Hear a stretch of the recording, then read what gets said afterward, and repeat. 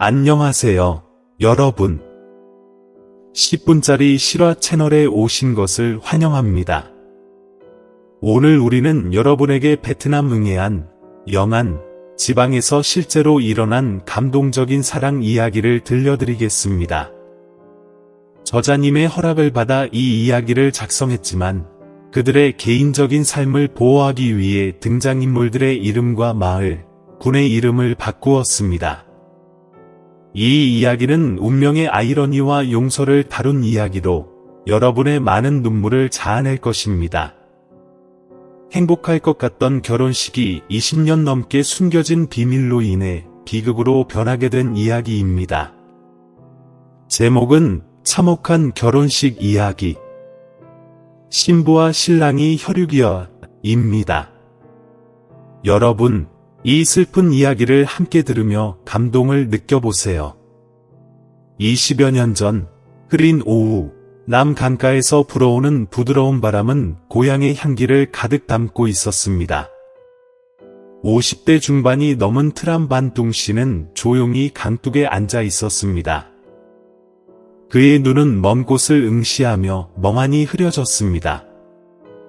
그는 울지 않았지만 그의 깊은 눈빛은 수많은 아픔을 품고 있는 듯했습니다. 그의 모습은 나이에 비해 너무 마르고 등이 구부러져 있었습니다. 하루 종일 힘들었던 그의 머리는 땀에 젖어 있고 손에 쥔 술잔은 급하게 채운 백주였고 그 강렬한 향은 그의 코를 찌르며 상처처럼 아픈 기분을 들게 했습니다. 그러나 그 고통은 마음속의 상처와 비교할 수 없었습니다. 남강은 여전히 흐르고 있었지만 오늘날 그에게는 더욱 차가운 슬픔이 깃든 듯 느껴졌습니다. 그는 자신에게 말하듯 중얼거렸습니다. 불쌍해, 불쌍해. 어떻게 그런 일이 있을 수 있지? 몇 일 전에 일어난 결혼식이 떠오르며 그의 눈시울이 붉어졌습니다. 폭죽 소리와 웃음소리, 마을 사람들의 축하가 있었지만 그 뒤에는 양가의 결혼이 파혼되었던 아픈 기억이 남아 있습니다. 그러나 그에게 있어 그 결혼식은 기쁨이 아닌 아픔의 기억이었습니다. 왜냐하면 신랑과 신부가 바로 그의 친자식들이었고 그는 그것을 전혀 몰랐기 때문입니다. 둥 씨는 술잔을 비우며 뒷목으로 넘어가는 술의 쓰디쓴 맛을 느꼈습니다. 그건 목을 조여오는 고통처럼 아프지 않았지만 아버지로서의 마음속 절망은 더 깊었습니다. 그는 과거의 조각들을 되짚으며 지금의 비극에 이르게 된 경위를 떠올렸습니다. 기억 속의 장면들이 되돌려져 25년 전의 어느 시점으로 그를 이끌었습니다. 그때 그는 20대 중반으로 삶에는 여전히 큰 희망이 있었지만 또한 많은 어려움이 가득한 시기였습니다. 그는 한 명의 아내, 네티 응옥과 2살 된 아들 트람반 호안과 함께 살고 있었습니다. 그들의 집은 남 강변의 가난한 마을에 있었지만 그곳은 사랑과 정이 넘치는 곳이었습니다. 그 당시 둥 씨는 전자제품 수리 일을 했지만 일이 안정적이지 않았습니다. 그 마을 사람들은 전자제품을 사는 것도 사치로 여겼고 수리하거나 새로 사는 사람이 많지 않았습니다. 생활은 점점 어려워지고 가난은 젊은 남자의 어깨를 짓눌렀습니다. 아내가 하루 종일 힘들게 일하는 모습을 보며 두 손에는 굳은 살이 박힌 모습, 그리고 아들이 너무 여의어서 쌀죽만으로 하루를 버텨야 하는 모습을 보며 둥 씨의 마음은 아프게 꽉 묶였습니다. 그는 아내와 함께 이야기했습니다. 계속 이렇게 살면 언제 나아질지 모르겠어. 저축도 거의 없고 남버스를 타고 빈에서 몽가이로 가서 전자제품을 조금 사서 수리해서 팔아보려고 해. 그렇게 하면 조금 이익을 낼 수 있을 거야. 응옥은 그의 말을 듣고 잠시 침묵했습니다. 그녀는 그의 마음을 이해했지만 걱정이 앞섰습니다. 그렇게 멀리 가면 괜찮을까?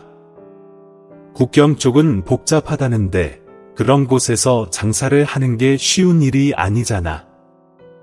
그리고 우리에게 남은 돈이 있는데 만약에 다 잃으면 우리 어떻게 살지? 둥 씨는 아내의 손을 잡고 단호한 눈빛으로 말했습니다. 나는 잘 생각했어. 이대로는 평생 가난할 거야. 너와 호황이를 위해서라도 이 기회를 잡아야 이번에는 꼭 조심할게. 하늘과 땅이 우리를 지켜줄 거야. 그의 눈빛에서 결심을 본 응옥은 그를 말리지 않았습니다. 결국 그녀는 고개를 끄덕이며 준비물을 챙기라고 당부했습니다. 그 다음 날, 둥 씨는 간단히 짐을 싸고 저축한 돈을 모두 들고 빈에서 몽카이 국경으로 가는 버스를 탔습니다. 그의 마음속에는 이 여행이 가족의 삶을 바꿀 기회가 될 것이라는 희망이 가득했습니다. 그러나 그는 이 여행이 자신과 가족에게 25년 동안 이어질 비극의 시작이 될 것이라고는 상상하지 못했습니다. 만약 아직 저희 유튜브 채널을 구독하지 않으셨다면 구독하고 알림벨을 눌러 최신 동영상을 놓치지 않으시길 추천드립니다. 마지막으로 그가 탑승한 버스는 마침내 몽카이 버스터미널에 도착했습니다. 긴 여행을 끝내고 둥 씨는 여러 시간 동안 앉아있던 다리가 조금 저리게 되어버린 채 차에서 내렸습니다. 땅에 발을 디디자마자 그는 국경의 번화한 분위기에 휩쓸려 들어갔습니다. 물건을 배달하는 소리, 경적 소리, 상인과 손님들의 떠드는 소리가 어우러져 그가 처음 보는 활기찬 풍경을 만들어냈습니다. 몽카이 지역에 처음 온 둥 씨는 모든 것이 낯설고 생소한 듯한 표정을 감추지 못했습니다. 지역 사람들의 사투리와 이곳에서의 거래 방식이 그에게는 모두 낯설기만 했습니다.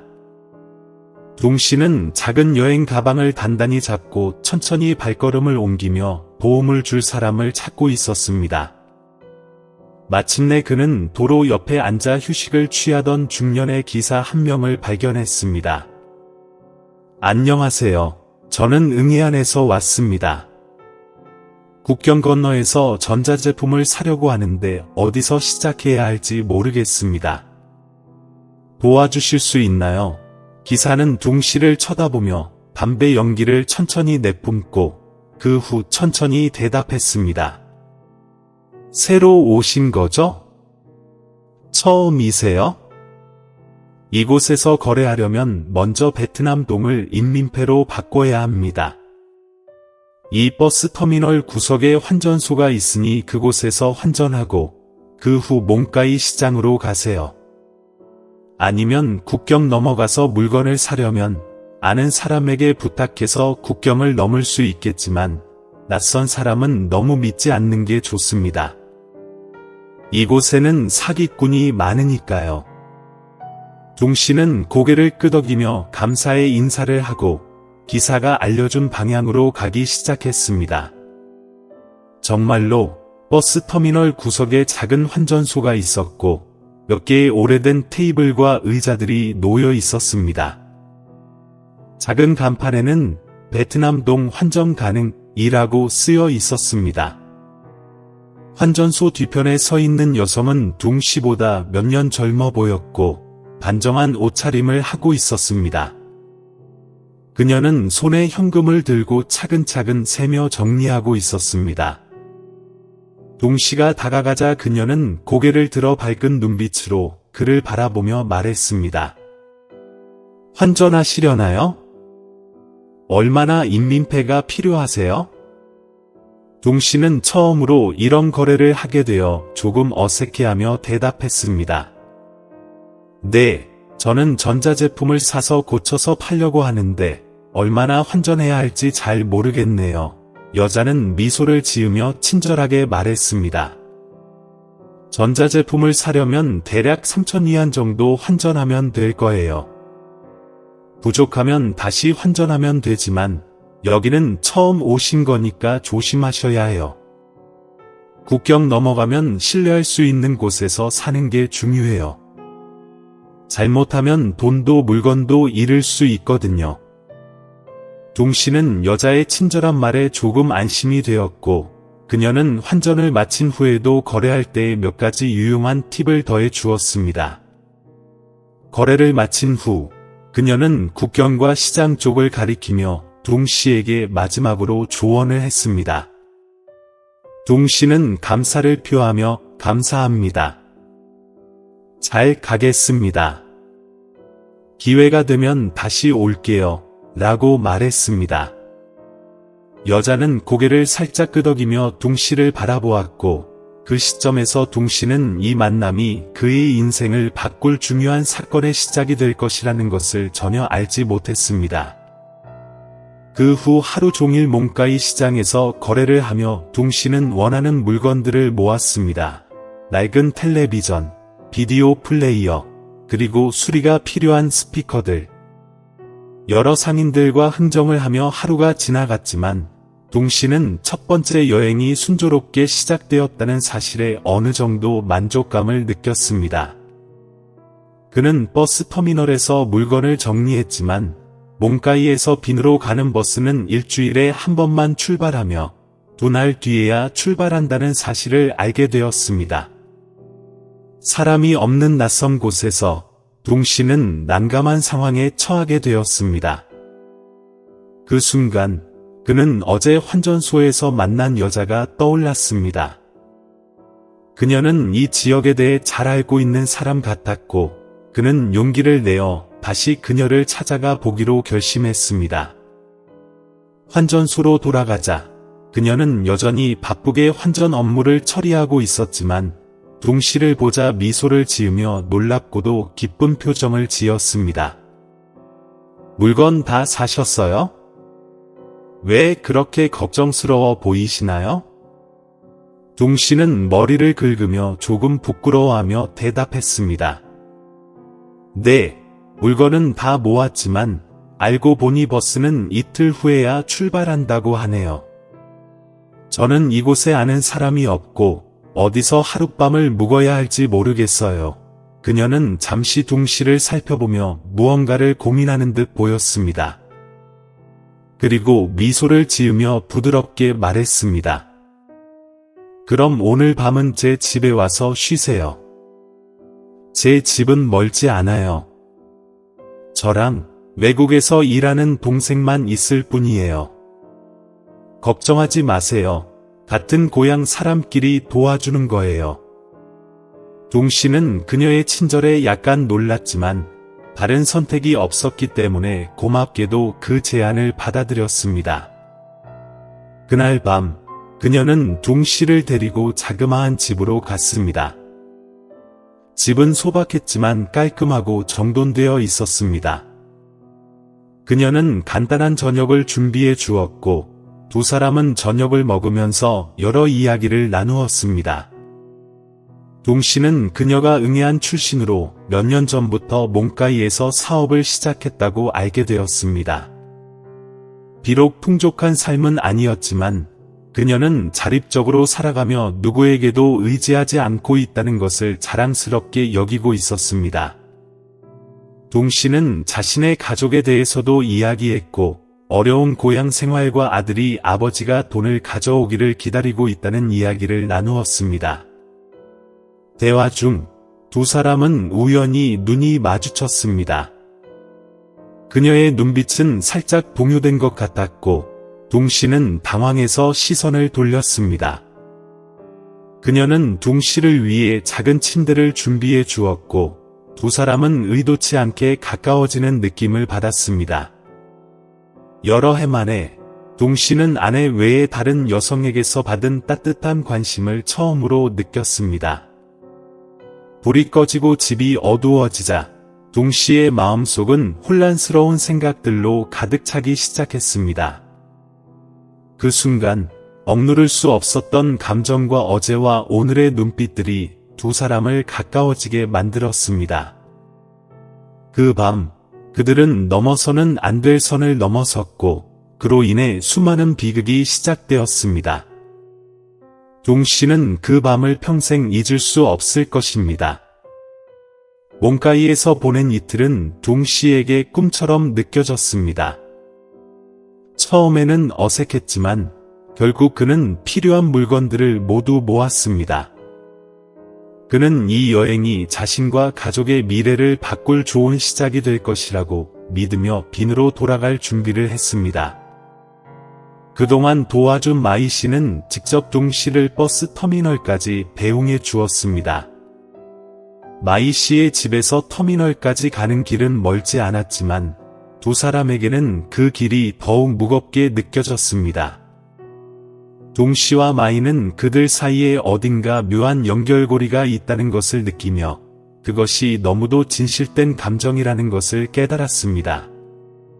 아직 유튜브 채널을 구독하지 않으셨다면 구독하고 알림종을 켜두시면 최신 영상을 놓치지 않으실 수 있습니다.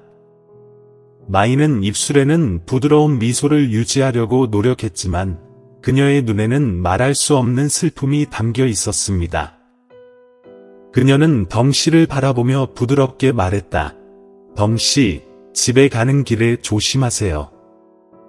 물건은 귀중하니까요. 아무도 그것을 이용하지 못하게 하세요. 둥 씨는 멈춰서서 오랫동안 마이를 바라보았다. 그녀는 그가 지금까지 만난 모든 여자들과 정말 달랐다. 성실하고 온화하고 친절함이 가득했다. 그의 마음에는 감사함과 두려움이 동시에 솟아올랐다. 다음에는 며칠 동안 당신과 함께 머물겠습니다. 둥 씨는 진심이 담긴 눈으로 말했다. 마이는 살짝 고개를 끄덕이며 대답했다. 내가 늙어서도 당신을 기다릴게요. 둥 씨는 미소 지으며 그의 눈에는 따뜻함이 가득했다. 정말 고맙습니다. 당신이 없었다면 이 여행이 어땠을지 모르겠습니다. 이 은혜를 절대 잊지 않겠습니다. 그 말은 약속과도 같았지만 작별 인사 같기도 했습니다. 둥 씨가 차에 오르자 마이는 그 남자의 모습을 바라보며 서 있었는데 그것이 그녀에게 이상한 감정을 불러일으켰다. 차가 천천히 움직이며 둥 씨의 마음속의 먼지와 혼란스러운 생각들이 뒤섞였다. 마이는 사람들로 붐비는 버스 정류장 한가운데에 서서 살짝 배에 손을 얹고 슬픈 눈으로 버스가 사라지는 것을 지켜보았다. 그녀는 아무 말도 하지 않았지만 그녀 안에서 막연한 느낌이 커지고 있었습니다. 어느 운명적인 밤은 그녀에게 지울 수 없는 흔적을 남겼는데 그녀는 아직 자신의 몸 안에서 작은 생물이 형성되고 있다는 사실을 알지 못했다. 버스는 둥 씨를 고향으로 데려갔고 첫 번째 선적에서 얻을 수 있는 이익에 대한 희망으로 가득 찼습니다. 하지만 그곳에는 풍요로운 현실이 그를 기다리고 있었습니다. 그가 가져온 물건들은 대부분 오래되고 쓸모없는 물건들이었다. 예상보다 팔기 어려웠고 수리해서 가격을 낮췄지만 구매자들은 무관심했다. 아무도 관심을 두지 않자 이런 전자기기들은 금세 짐이 되었습니다. 그가 저축한 적은 양의 자본은 이익을 창출하지 못했을 뿐만 아니라 심각한 손실을 입었습니다. 첫 번째 선적의 심각한 실패로 인해 둥 씨는 교착 상태에 빠졌습니다. 그는 긴 밤 동안 뒤척이며 더 신중하게 계산하지 못한 자신을 비난했고 낯선 땅에서 계속 위험에 직면할 만큼 용기가 없다고 느꼈습니다. 둥 씨는 멈추기로 결심했습니다. 그는 더 이상 몽카이 버스 정류장으로 돌아가지 않기로 결심했습니다. 그는 집에 머물러 다른 방향을 생각하기로 했습니다. 열정과 희망으로 가득했던 그는 이제 조용해졌고 생계를 이어가는 부담이 그의 어깨에 무겁게 얹혔습니다. 마이는 외딴 국경 지역에 살고 있으며 그녀의 삶은 더 이상 예전과 같지 않습니다. 그녀는 자신의 몸에 변화가 생기는 것을 느꼈지만 덩 씨를 포함하여 아무도 몰랐습니다. 폭풍우 치는 이 삶의 한가운데서 씨앗은 조용히 뿌려지고 조용히 자랐습니다. 9개월 10일이 조용히 지나고 마이는 마침내 건강한 여자아이를 낳았습니다. 갓 태어난 아기는 통통한 외모와 밝은 얼굴로 주변 사람들의 감탄을 자아냈다. 하지만 마이가 가장 놀란 것은 그 어린 소녀의 눈과 미소가 둥 선생님의 눈과 미소와 똑같았다는 사실이었습니다. 마이는 아이를 품에 안고 맑은 눈을 들여다볼 때마다 둥 선생님이 눈앞에 있는 것 같은 기분이 든다. 그 남자에 대한 그리움은 점점 더 커져 그녀의 가슴을 아프게 했습니다. 그녀는 어떠한 희망도 가져서는 안 된다는 것을 알았습니다.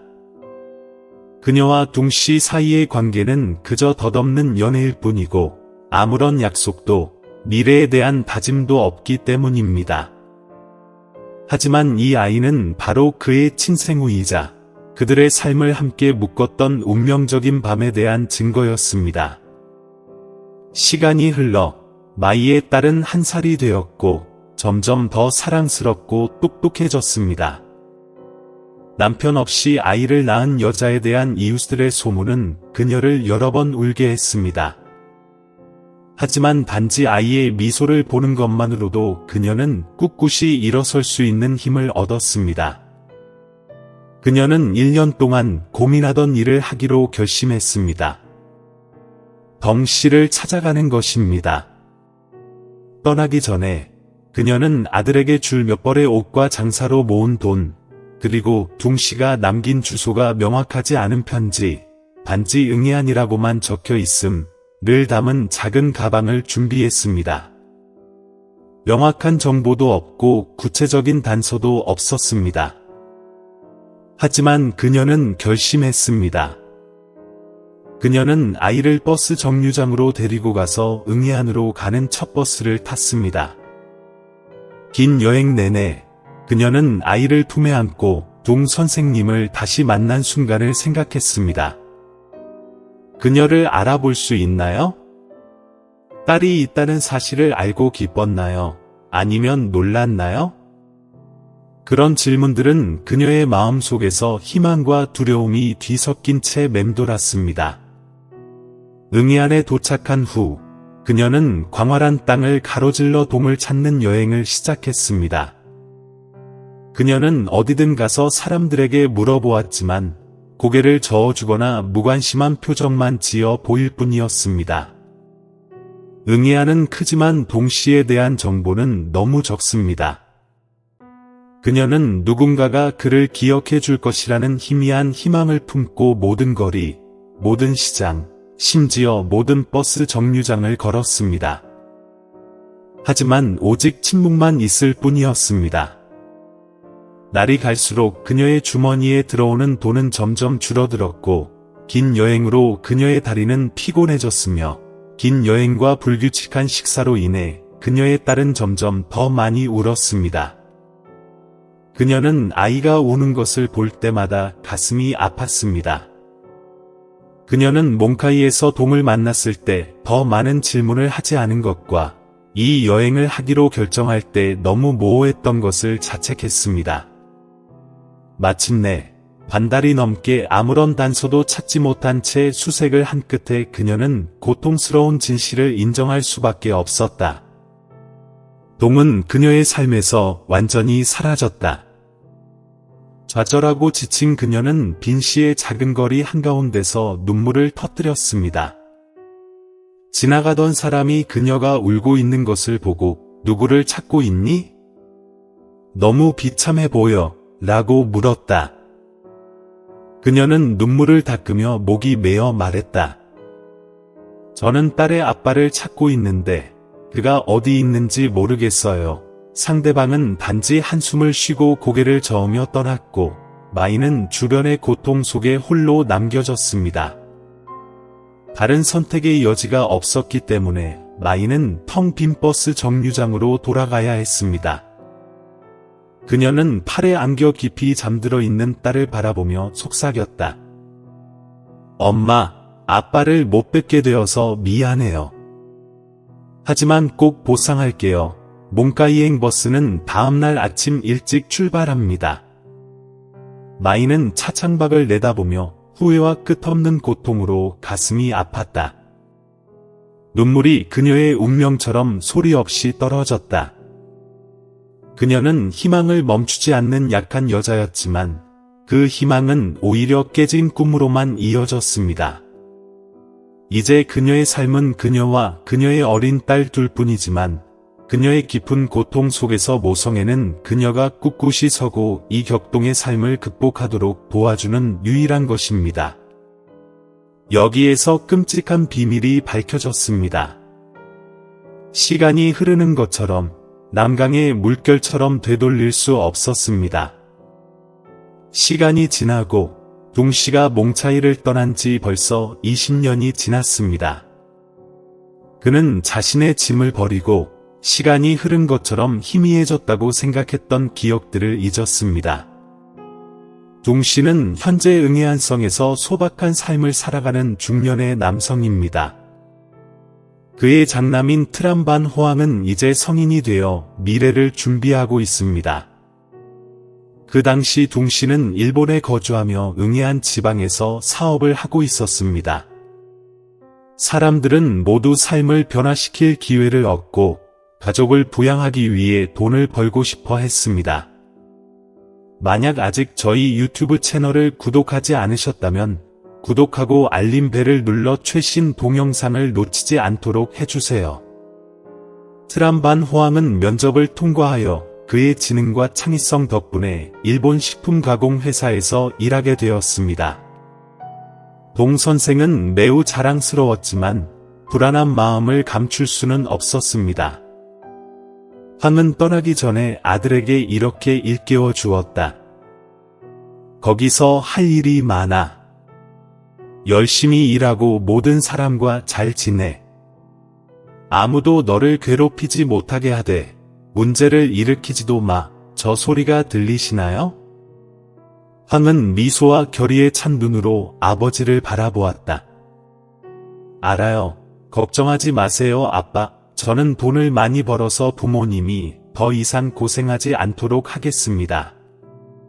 3월 어느 날 아침, 황은 비행기를 타고 일본으로 갔습니다. 얼어붙은 차 안에서 가족과 헤어진 황씨는 해외 근무 환경에 빠르게 적응했다. 그가 일하는 회사는 생산 라인이 분주한 식품 가공 공장입니다. 황과 그의 동료들은 매일 이른 아침부터 늦은 밤까지 일하지만 그는 결코 낙담하지 않습니다. 그는 자신의 가족을 돕는다는 꿈을 이루고 있다는 걸 알고 있기 때문입니다. 1년이 지나자 황은 일본 생활에 잘 적응했습니다. 직장에서 그는 많은 친구를 알았지만 그 중에서도 그의 특별한 관심을 사로잡은 여자가 한 명 있었습니다. 그녀의 이름은 응우엔 T2엣이고 호황과 같은 생산 라인에서 일하고 있습니다. 투엣은 젊은 소녀로 키가 작고 긴 검은 머리카락을 가지고 있으며 미소가 밝습니다. 황이 가장 놀란 것은 그녀가 그의 아버지가 옛 이야기에서 언급한 광린성 몽가이 출신이라는 사실이었습니다. 처음에 황과 투엣은 단지 동료 사이였지만 휴식 시간마다 대화를 나누면서 점점 가까워졌습니다. 투엣은 종종 황에게 그녀의 고향, 국경 관문 근처의 번화한 거리, 그리고 그녀를 키우기 위해 많은 일을 했던 강한 여성인 어머니의 삶에 대해 이야기했습니다. 황과 투엣은 둘 다 자신의 운명이 과거에 보이지 않는 끈으로 연결되어 있다는 사실을 몰랐습니다. 투엣이 어머니에 관해 과거의 환전상 이야기를 하던 이야기, 동 선생님이 그녀에게 들려준 모호한 기억들은 황의 기억에서 완전히 사라졌다. 그들은 낯선 땅에서 점차 꽃피는 영적인 조화와 순수한 사랑만을 보았습니다. 시간이 흐르면서 황과 투엣 사이의 사랑은 점점 커졌습니다. 그들은 직장에서의 어려움, 향수병, 미래에 대한 꿈을 공유했습니다. 황은 투엣을 고향으로 데려가 부모님을 만나 작별 인사를 하게 하는 꿈을 꾸고 투엣도 언젠가는 황이 자신이 자란 몽가이로 가서 자신의 과거에 대해 더 많이 알게 되는 꿈을 꿉니다. 그들은 자신들이 기대하고 있는 것이 끔찍한 비밀의 방아쇠라는 사실을 전혀 모른다. 그들의 사랑은 낯선 땅에서 어려움에 직면할 뿐만 아니라 둘 다 생각지도 못했던 고통스러운 진실에 직면해야 합니다. 외국에서 일한 3년은 금세 지나갔습니다. 황과 투엣은 둘 다 일본에서 노동력 수출 계약을 완료했습니다. 그동안 그들의 감정은 점점 더 깊어졌고 많은 어려움과 도전을 극복했습니다. 베트남으로 돌아온 그들은 결혼식을 올려 공식적으로 결혼을 맺는다는 큰 계획을 가지고 왔습니다. 일본에서 베트남으로 가는 비행기는 아름답고 화창한 날에 착륙했습니다. 황은 투엣의 손을 꽉 잡고 공항 밖으로 나서면서 그의 눈에는 희망이 가득했다. 얼마 지나지 않아 그들은 버스를 타고 호황이 자란 응해안으로 돌아갔는데 그곳에서 그는 이제 투엣을 그의 가족에게 소개하게 되었다. 황은 램강 옆에 있는 작은 집에 들어서면서 큰 소리로 엄마, 아빠, 돌아왔어요 라고 외쳤다. 동씨와 황씨의 어머니인 응옥씨는 급히 달려나갔습니다. 재회의 기쁨이 가득한 얼굴들. 응옥 부인은 황을 꼭 껴안았고 기쁨의 눈물이 뺨을 타고 흘러내렸다. 아들아, 돌아왔구나. 지난 몇 년 동안 너무 보고 싶었어. 재회의 순간이 지나자 황은 돌아서서 투엣을 소개했다. 이 사람은 투엣, 제 여자친구입니다. 우리는 여기서 결혼식을 올리고 싶습니다. 부모는 동의했다. 동씨는 투엣을 바라보았고 그의 눈은 약간 놀랐다. 그의 앞에 서 있는 어린 소녀는 온화한 아름다움과 온화한 미소를 가지고 있었다. 하지만 그를 멈추게 한 것은 그녀의 얼굴, 그녀의 활기찬 눈이었다. 무언가가 있었다. 투엣의 코와 심지어 자신을 연상시키는 그녀의 미소에 대해서도요. 황은 감정을 억누르고 친절하게 미소 지으며 말했다. 안녕하세요. 투엣은 정중하게 절을 하고 부드러운 목소리로 안녕하세요, 삼촌이라고 말했습니다. 안녕하세요, 이모님. 초대해 주셔서 감사합니다. 그날 저녁, 동씨의 가족은 호황과 투엣을 환영하기 위해 즐거운 분위기의 저녁 식사 자리를 기꺼이 마련했습니다. 식사하는 동안 모두가 열띤 대화를 나누었습니다. 투엣은 그녀의 가족에 대해 이야기했습니다. 그녀는 몽카이에서 자랐으며 그녀의 아버지는 그녀가 어렸을 때 돌아가셨기 때문에 그녀의 어머니는 그녀를 키우기 위해 열심히 일하셨습니다. 동 선생은 조용히 앉아 이야기를 듣고 있었습니다. 그의 마음은 약간 불안했지만 20년 전의 기억을 감히 털어놓지는 못했습니다.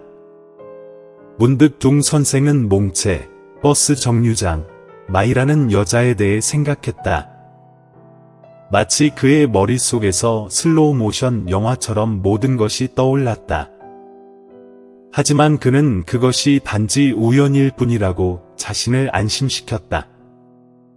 황은 너는 정말 강하고 독립적인 소녀예요.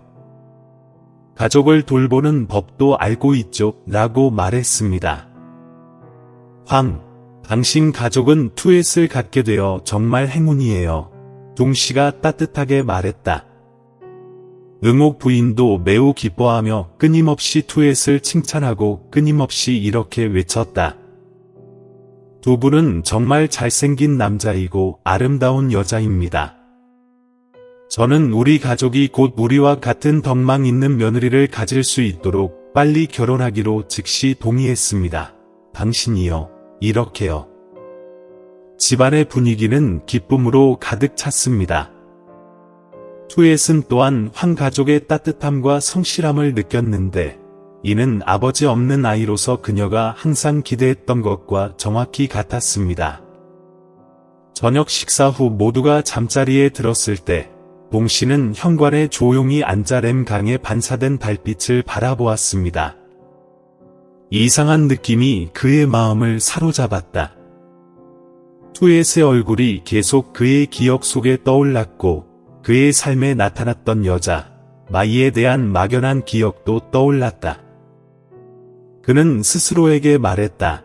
아마 내가 너무 많이 생각하고 있는 건가? 꿈은 아직 멀었는데 어떻게 우연일 수 있겠어? 그가 알기도 전에 이야기의 중요한 부분이 그의 마음 속에서 전개되기 시작했습니다. 하지만 이제 동 부인은 더 이상 미래의 며느리인 화에 대해 의심하지 않으며 운명이 모든 것을 원점으로 되돌려 놓기를 바라지도 않습니다. 아직 저희 유튜브 채널을 구독하지 않으셨다면 구독하고 알림벨을 눌러 최신 동영상을 놓치지 않도록 해주세요. 시간이 정말 빠르게 지나갔고 황과 덕도대 결혼식 날이 다가왔습니다. 두 집의 분위기는 매우 활기찼습니다. 결혼식을 더 잘 준비하기 위해 동씨와 응옥씨는 황과 신부의 가족과 연락을 취해 전통적인 결혼식을 준비하는 방법에 대해 논의했습니다. 당시에는 기술이 아직 발달하지 않았고 페이스북이나 잘로와 같은 현대적인 의사소통 수단도 없었기 때문에 두 가족이 서로 연락하고 만나는 것이 쉽지 않았습니다. 결국 모든 것은 짧은 전화통화와 우편으로 보낸 손으로 쓴 편지로 끝났습니다. 그날 저녁, 온 가족이 저녁 식탁에 모였을 때 동은 황에게 말했다. 황, 길이 너무 길어. 응애안에서 몽가이까지 며칠 걸리고 또 가깝기도 해. 결혼철이니까. 차버스가 붐비고 있어요. 어머니와 가족에게 말씀드리겠습니다. 함께 데려가도 될까요? 결혼식 당일 다른 손님이 있나요? 황은 고개를 끄덕이며 대답했습니다. 네, 제가 데려갈 게 바로 그거예요. 말하다. 갈 길이 멀고 부모님은 결혼을 위해 준비해야 할 것이 많습니다. 결혼식 당일에 모든 것을 준비하면 우리 둘 다 더 수월할 거예요. 그녀는 어머니와 이야기를 나눈 후 이 아이디어를 어머니와 공유하기로 결심했습니다. 엄마는 부드러운 목소리로 엄마를 불렀다. 어머니, 이에 대한 의견을 묻고 싶습니다. 왕족은 거리가 멀어서 결혼식 날 지참금을 주고 싶어 합니다. 어떻게 생각하세요? 마이의 어머니, 마이 여사는 잠시 듣고 나서 동의했습니다. 그녀는 딸이 먼 곳에 있는 남자와 결혼할 것이라는 사실을 알고 있었고 남편의 가족에게 더 많은 문제를 일으키고 싶지 않았습니다. 그녀는 부드럽게 대답했다. 신랑 가족에게 내가 동의한다고 전해주세요. 모든 것이 신중하게 고려되었으며 두 분 모두에게 영향을 미치지 않을 것입니다. 황 씨는 이 사건을 동시에 가족에게 재빨리 알렸다. 소녀의 가족이 동의한다는 말을 듣고 그들은 즉시 준비에 착수했습니다. 결혼식 날이 다가오면 온 가족이 서둘러 준비에 박차를 가해 모든 일이 순조롭게 진행되도록 합니다. 집안의 분위기는 점점 더 활기차게 변했습니다. 동 씨는 기쁨과 흥분을 감추지 못했다. 그는 종종 자신에게 모든 것이 신중하게 준비되었습니다. 두 아이의 결혼식이 순조롭게 진행되고 몽체에서 행복하게 살기를 바랄 뿐입니다. 라고 말했습니다. 마이 부인 역시 딸이 남편 집에 가는 날을 준비합니다. 그녀는 현관에 조용히 서서 수평선 너머로 멀리 눈을 돌렸습니다. 그녀는 딸이 태어났을 때 매우 행복했지만 그녀의 마음 속에는 모호하고 형언할 수 없는 감정이 깃들었습니다. 그녀는 다가올 여행과 두 가족의 만남이 끔찍한 진실의 시작이 될 줄은 전혀 몰랐습니다. 진실은 20년 이상 숨겨졌습니다. 이어서 결혼식 날이 왔습니다. 두 가족이 몇 달 동안 기다려온 날, 응애안에서 온 호송되는 선물과 기쁨, 그리고 좋은 결혼에 대한 희망을 싣고 정오에 출발했습니다.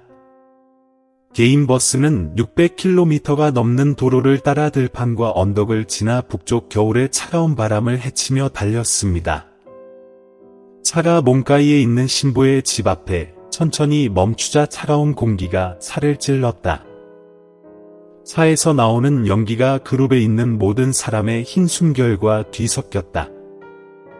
집 안에서는 신부 투액과 그녀의 친척들이 나와서 즐거운 웃음소리로 신랑 가족을 맞이하였고 겨울의 추위를 어느 정도 날려주었습니다. 순백의 웨딩드레스를 입은 마이가 먼저 달려나왔다. 그녀의 얼굴은 밝아졌고 그녀의 눈은 기쁨으로 반짝였을 뿐만 아니라 곧 떨어질 행복의 눈물로 반짝였다. 황의 부모인 둥씨와 응옥 부인이 먼저 물러났다. 둥씨는 똑바로 서서 재물을 담은 쟁반을 들고 있었는데 나이가 들고 낡아 보이는 모습이었다. 응옥 부인이 그의 옆을 걸으며 그녀의 얼굴은 빛이 가득했고 그녀의 아들이 행복하게 지낼 좋은 여자를 찾았다는 사실에 자부심을 느꼈습니다. 그러나 둥씨의 기쁨은 오래가지 못했다. 그의 눈이 집으로 향했을 때였다. 천천히 한 사람이 걸어 나왔습니다. 마이의 어머니, 마이 부인이었습니다. 그 순간 시간이 멈춘 것 같았습니다. 둥씨는 온몸이 얼어붙은 채 움직이지 않고 서 있었습니다. 그의 손에 들린 재물이 담긴 쟁반은 거의 바닥에 떨어질 뻔했다. 그는 다가오는 여자를 바라보며 눈을 크게 떴다. 그 얼굴, 그 눈이 너무 익숙하네요. 그가 몽가이 버스 정류장에서 만난 마이 여사는 그에게 지울 수 없는 기억과 그의 일부를 남겨주었다. 마이 부인도 눈물을 글썽이며 둥씨를 바라보았다. 그녀의 얼굴은 창백해졌고 떨림을 막기 위해 손을 꽉 쥐었다. 그녀는 자신의 눈을 믿을 수 없었다. 그녀 앞에 서 있는 남자는 둥씨였다. 그녀가 한때 사랑했던 남자, 그녀가 청춘을 바친 남자, 그녀의 외동딸의 아버지. 둥씨의 머릿속은 숨막힐 듯이 고요해졌고 1년 전의 이미지가 마치 거꾸로 재생된 필름과 같았다. 버스 정류장에서 보낸 추운 겨울밤, 메이 부인의 달콤하면서도 외로운 눈빛, 그리고 그의 성급한 이별이 모두 새해 첫날에 생생하게 떠올라 그의 가슴이 질식하는 듯했다. 둥씨는 조용히 그녀의 이름을 불렀습니다. 마이. 그의 목소리는 마치 메이 부인의 눈앞에 있는 진실을 믿을 수 없다는 듯이 쉰 채 떨리고 있었습니다. 그녀는 대답하지 않고 그저 가만히 서 있었으며 그녀의 눈에는 수천 가지 감정이 가득 차 있었습니다. 그녀는 앞으로 나아가고 싶었고 그에게 많은 것을 물어보고 싶었지만 그녀의 발은 마치 못 박힌 것처럼 느껴졌다.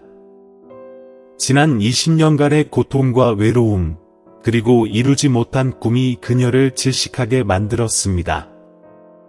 두 사람 사이는 불과 몇 걸음 떨어져 있었지만 넘을 수 없는 심연처럼 느껴졌다. 한때 사랑했고 인생의 짧은 순간 동안 서로에게 애착을 가졌던 두 사람은 이제 예상치 못한 딜레마에 직면해 서로 마주하게 되었습니다.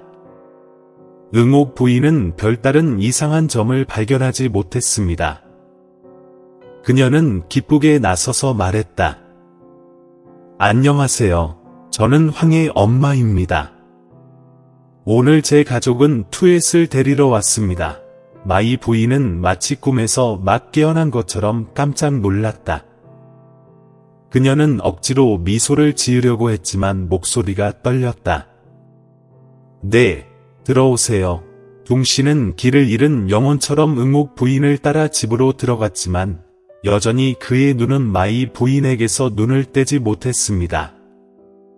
그가 내딛는 모든 걸음은 마치 고통스러운 과거와 마주하기 꺼려하는 잔인한 진실을 짊어지고 가는 듯 무거웠다. 신부 투엣과 신랑 호황 그리고 그들 주변의 모든 사람들은 여전히 웃고 즐겁게 이야기를 나누고 있었으며 두 성인 사이의 긴장된 분위기가 감도는 것을 전혀 알지 못했습니다. 하지만 둥씨와 마이 부인의 마음속에는 압류가 솟아올라 둘 다 오랜 세월 잊으려고 노력했던 감정의 회오리 속으로 끌어들였습니다. 그리고 결혼식 날은 기쁨과 웃음으로 가득 차야 할 날, 조용한 눈물과 억눌린 고통, 그리고 아무도 감히 말할 수 없는 고통스러운 진실로 시작되었습니다. 아직 저희 유튜브 채널을 구독하지 않으셨다면 구독하고 알림벨을 눌러 최신 동영상을 놓치지 않도록 해주세요. 웃음과 활력으로 가득했던 결혼식 분위기는 이제 우울한 겨울 하늘처럼 무겁고 답답해졌습니다. 동은 집에 들어서자마자 더 이상 침착함을 유지할 수 없었다. 20년 이상 억눌려왔던 감정이 갑자기 그의 가슴에서 홍수처럼 쏟아져 나왔다. 그는 선물이 담긴 쟁반을 테이블 위에 놓았다. 그의 손은 떨렸고 그의 눈은 계속해서 메이 부인을 바라보았다. 메이 부인은 그의 삶의 일부이며 지금은 그의 며느리의 어머니입니다. 마이 부인은 자신의 감정을 숨길 수 없었다. 그녀는 거기 서서 그의 손을 꽉 잡고 슬픈 눈으로 그를 바라보았습니다. 그녀의 마음은 엇갈린 감정으로 가득 찼다. 그것은 지난 20년간 억눌려왔던 고통, 굴욕, 원망이 뒤섞인 것이었습니다. 침묵이 너무 오래 지속되자 온 가족, 소년, 소녀 모두 무언가 잘못되었다는 것을 깨닫기 시작했습니다. 신부 투, 신랑 호황, 그리고 모든 손님들은 동과 마이를 놀란 눈으로 바라보았습니다. 마침내 동 선생은 더 이상 참을 수 없게 되었다. 그는 눈물을 흘리며 집으로 들어갔고 목소리는 떨렸습니다. 미안합니다. 오늘 진실을 말씀드려야겠습니다. 제가 20년 이상 숨겨온 진실입니다. 방 안 전체가 숨을 참았다. 동씨의 아내인 응옥 여사는 매우 놀랐다. 신부 화와 신랑 호황은 혼란스러운 눈으로 움직이지 않고 서 있었습니다. 동 선생은 눈물을 글썽이며 마이 부인을 돌아보았다. 마이 부인은 고통스럽게 울었다. 저는 20년 넘게 겪은 고통 때문에 울었습니다. 그녀는 떨리는 목소리로 말했다. 내 딸은 또한 동씨의 친딸이에요. 그녀는 다시 눈물을 터뜨렸다. 동씨는 눈물을 참지 못하고 목이 메었다. 맙소사, 미안해. 너와 그 애가 미안해. 나는 과거에 실수를 했어. 우리가 가진 모든 걸 내 손에 맡겼어. 내가 내 피를 가지고 있다는 걸 몰랐어.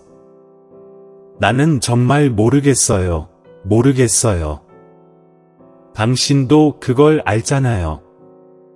동 선생의 말은 추운 겨울 하늘의 번개처럼 쳤고 남자와 여자를 모두 놀라게 했습니다. 방 안에는 속삭임이 울려 퍼지기 시작했습니다. 모두가 충격을 받았고 방금 들은 내용을 믿을 수 없었습니다. 마이 부인은 아무 말도 하지 않았고 그녀의 뺨에는 눈물이 줄줄 흘러내렸다. 그녀는 고통과 분노로 가득 찬 눈으로 방 선생님을 바라보았습니다. 지난 20년 동안 내가 겪은 일이 뭔지 알아? 나는 내 아이를 혼자 키우고 모든 굴욕과 학대를 견뎌냈어. 외로웠어. 알지? 제 딸은 친부가 누구인지 모른 채 자랐습니다. 마이가 말했다. 그 말은 동의 가슴을 찌르는 칼과 같았다. 그는 그녀 앞에 무릎을 꿇었고 얼굴에는 눈물이 흐르고 목소리가 떨렸다. 아, 제발. 용서해 주세요. 제가 틀렸어요. 정말 틀렸어요. 정말 비겁하고 정말 무책임했어요. 제발 용서해 주세요. 동 선생은 목이 메어지는 목소리로 응옥 부인을 돌아보았다. 응곡, 용서해 주세요. 저는 당신에게 거짓말을 했고 제 인생에서 가장 큰 실수를 했습니다. 하지만 이해해 주세요. 응옥 부인은 마치 동상처럼 거기 서 있었습니다. 그녀의 가슴은 고통으로 가득 찼다. 그녀가 오랫동안 신뢰했던 남편은 그녀가 받아들일 수 없는 진실을 고백했습니다. 하지만 그의 회개하는 눈과 그녀 앞에 있는 여자의 얼굴에 흐르는 눈물을 보면서 그녀는 그를 비난해야 할지 동정해야 할지 알 수 없었다. 신부투는 어머니 옆에 조용히 서 있었습니다. 동 씨의 말에 그녀는 어지러움을 느꼈다. 그녀는 황을 바라보며 눈을 혼란으로 가득 채웠다. 형님, 들으셨어요? 당신 아버지는 뭐라고 하셨어요? 황 역시 깜짝 놀랐고 자신의 귀를 믿을 수 없었다. 그가 사랑했던 그 소녀, 평생을 함께 하겠다고 맹세했던 그 소녀가 그의 이복 자매로 밝혀졌습니다. 방 안의 분위기는 얼어붙은 듯했고 모두가 조용했으며 아무도 감히 말을 하지 못했습니다. 마침내 마이 부인은 떨리지만 단호한 목소리로 말했다. 이 결혼은 계속될 수 없습니다. 제 아이들이 도덕을 어기게 둘 수 없습니다. 황, 미안하지만 이게 우리 모두가 받아들여야 할 진실이야. 메이 부인의 말은 마치 마지막 종과도 같았다. 방 전체가 눈물과 슬픔으로 가득 찼습니다. 동 씨는 무릎을 꿇고 두 손으로 머리를 움켜쥐고 얼굴에 눈물이 흘러내렸다. 미안해요. 모두에게 미안해요. 신부투액과 신랑 호암은 눈이 충혈된 채 무엇을 해야 할지 모르고 꼼짝 않고 서 있었습니다. 그들은 오늘 그들의 인생에서 가장 행복한 날이어야 할 날이 가장 고통스러운 날로 바뀌었다는 것만 알고 있었습니다. 서로를 온 마음을 다해 사랑하던 두 사람, 황과 뚜엣은 마치 돌로 변한 듯이 서로 옆에 조용히 서 있었고 서로를 바라보는 두 사람의 눈은 빨갛게 충혈되어 아무 말도 하지 않았다. 모든 꿈과 미래에 대한 계획이 갑자기 꿈처럼 사라졌습니다. 뚜엣은 손을 내밀어 황의 손을 꽉 쥐었다. 마치 이 비극적인 사랑 속에 남겨진 무언가를 붙잡고 싶은 듯했다. 황은 고개를 숙이고 얼굴에 눈물이 흘러내렸다. 그는 떨리는 속삭임 외에는 아무 말도 할 수 없었다. 미안해, 뚜엣. 온 가족에게, 두 가족에게 미안해. 이제는 흐느낌과 한숨만 흘렀다. 응옥 부인은 방구석에 조용히 앉아 있었다. 그녀의 얼굴은 창백했고 눈은 생기를 잃은 채 바닥을 내려다보고 있었다. 그녀는 자신의 인생이 이렇게 고통스러울 것이라고는 생각지 못했습니다. 그녀가 오랜 세월 사랑하고 신뢰했던 남편이 너무나 큰 비밀을 숨기고 있다는 사실이 밝혀졌습니다. 하지만 그녀가 집 한가운데에 덩씨가 무릎을 꿇고 있는 것을 보았을 때 그의 앙상한 얼굴은 후회로 가득 차 있었고 그녀의 마음은 부드러워졌고 모든 분노와 비난은 갑자기 사라져 안에 남편의 관용에 자리를 내주었습니다. 엄마. 응옥 부인은 가볍게 한숨을 쉬며 동 씨에게 다가갔다. 그는 고개를 들고 그녀를 향해 고통과 두려움이 가득한 눈을 돌렸습니다. 그는 완전히 자존심을 잃은 망가진 사람이었습니다. 그는 목이 메어 응옥, 저는 간청합니다 라고 말했습니다. 응옥 부인은 눈물을 흘리며 그를 바라보며 말했습니다. 동씨, 저는 당신을 미워합니다. 당신이 그것을 저에게 숨긴 것을 미워합니다. 당신이 저를 미워합니다. 나를 그 자리에 서게 했어. 이 고통 앞에서. 하지만 나도 이해해. 너도 똑같이 고통스러워. 나도 인간이야. 실수하지 않는 사람이야? 일어난 일은 끝났어. 나는 너를 용서하지만 당신은 이 가족을 위해, 아이들을 위해 일했으니까요. 동씨는 큰 실수를 저지른 뒤 용서받은 아이처럼 머리를 땅에 숙이고 울부짖었습니다. 그는 더듬거리며 말했다. 고맙습니다. 고맙습니다. 응옥.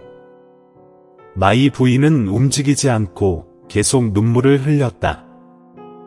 그녀는 그런 어색한 상황에서 덩씨를 다시 만날 줄은 생각지 못했습니다. 그녀는 그를 미워했어요. 작별 인사도 없이 떠난 그를 미워했어요. 하지만 지금 자신의 발 앞에 무릎을 꿇은 그를 바라보면서 그녀는 속이 공허해지는 것을 느꼈다. 그녀는 부드럽게 말했고 그녀의 목소리는 떨렸습니다. 동씨, 저는 더 이상 당신을 미워하지 않습니다. 지난 20년 동안 저는 당신이 남긴 모든 고통과 함께 살았습니다. 하지만 오늘 당신을 바라보며 저는 모든 것이 괜찮을 거야. 여기서 끝내면 우리 아이들이 평화로운 삶을 살 수 있을 거야. 아직 유튜브 채널을 구독하지 않으셨다면 구독하고 알림종을 켜두시면 최신 영상을 놓치지 않으실 수 있습니다. 집안의 분위기가 부드러워진 것 같았습니다. 눈물은 계속 흘렀지만 더 이상 원망의 눈물이 아니라 용서의 눈물, 해방의 눈물이었습니다. 20년 이상의 부담 끝에 마침내 마이 부인은 떨리는 목소리로 이렇게 말했습니다. 오늘이 당신의 결혼식 날이어야 하는데 지금은 모두가 함께 앉아 있기를 바랄 뿐입니다. 오늘은 슬픈 날이었지만 우리 가족이 재회한 날이에요. 오랜 세월이 흐른 뒤에도 두 사람 모두 고개를 끄덕였고 비난보다는 동정하는 표정이 보였다. 소년 소녀들의 어른들은 테이블과 의자를 치우고 음식 쟁반을 정리하기 시작했습니다. 접시들이 서로 부딪히는 소리, 부드러운 말과 어우러진 한숨소리가 긴장된 분위기를 완화해 주었다.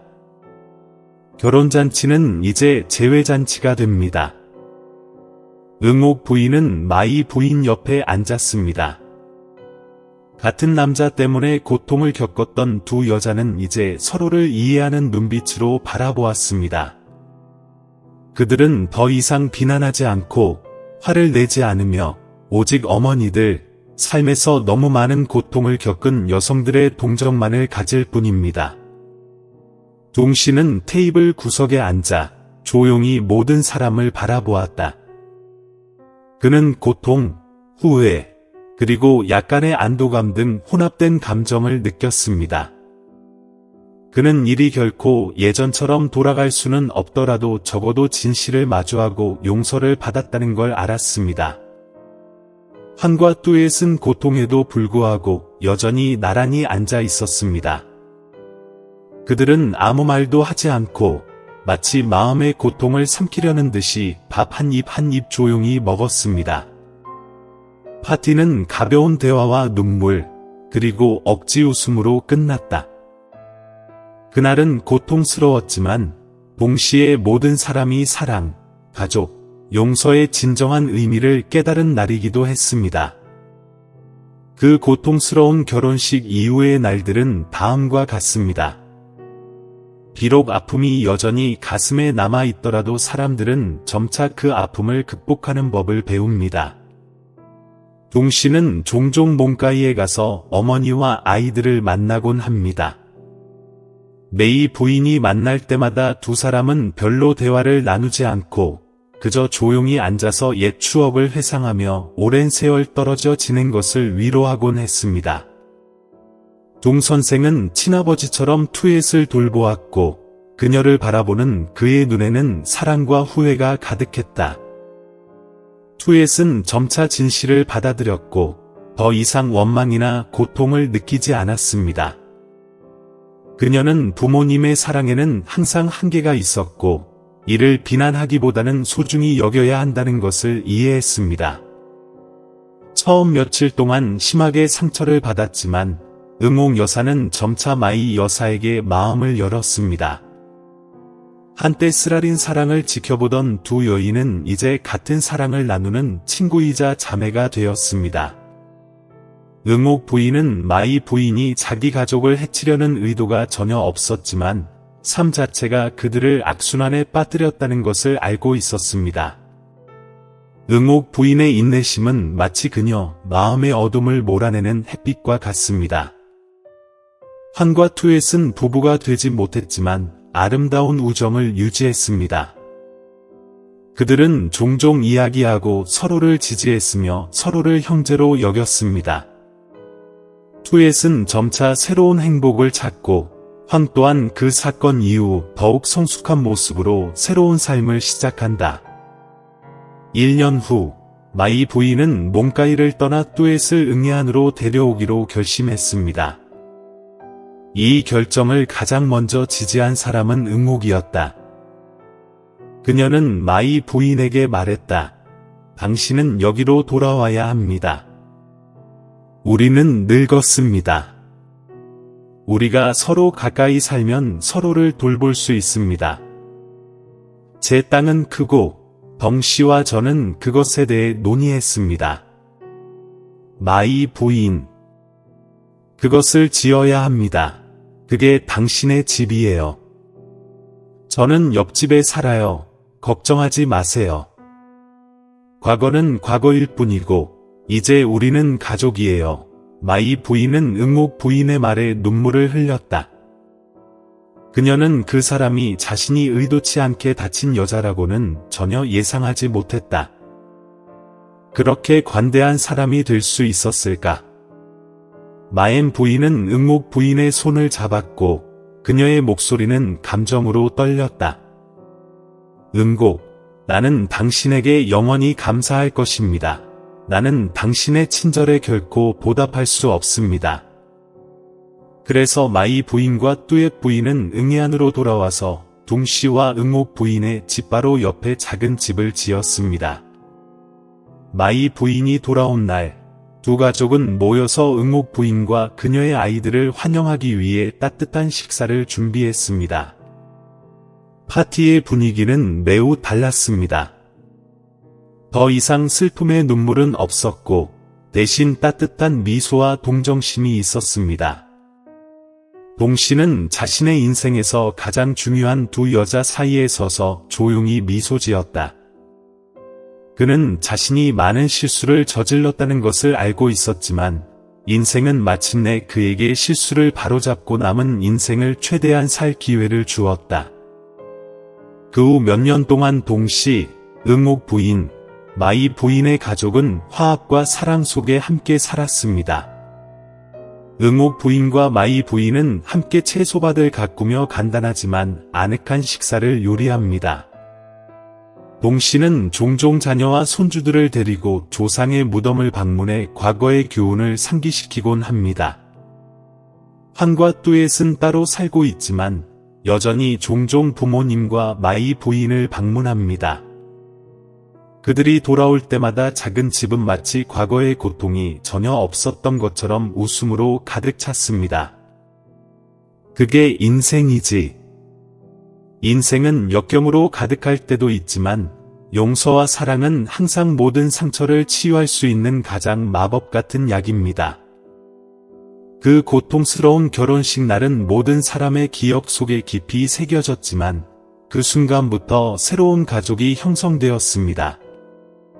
이곳에서 사람들은 서로를 더 사랑하고 소중히 여기는 법을 배웁니다.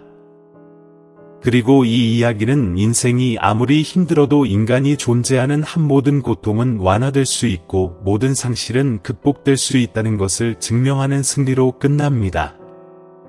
보상 이것으로 방금 들으신 이야기는 끝입니다. 이것은 가족의 비극일 뿐만 아니라 사랑, 관용, 용서의 힘에 대한 심오한 교훈이기도 합니다. 인생은 예상치 못한 역경을 가져올 수도 있지만 모든 상처를 연결하고 치유할 수 있는 것은 사랑과 연민입니다. 용서는 다른 사람을 자유롭게 할 뿐만 아니라 우리 자신도 원망과 고통의 짐으로부터 자유롭게 합니다. 주변 사람들의 말을 듣고 이해하고 사랑하는 법을 배우세요. 사랑이 있는 한 어떤 어려움도 극복할 수 있으니까요. 이 이야기가 의미 있고 감동적이라고 생각하신다면 채널에 좋아요를 눌러주시고 공유해주시고 구독해주세요. 이를 통해 우리는 여러분께 더욱 가치 있고 인간적인 이야기를 들려드리고자 하는 동기를 갖게 됩니다. 지속적인 지원과 동행에 감사드립니다. 안녕하세요. 어떻게 지내세요? 다음 영상에서 만나요.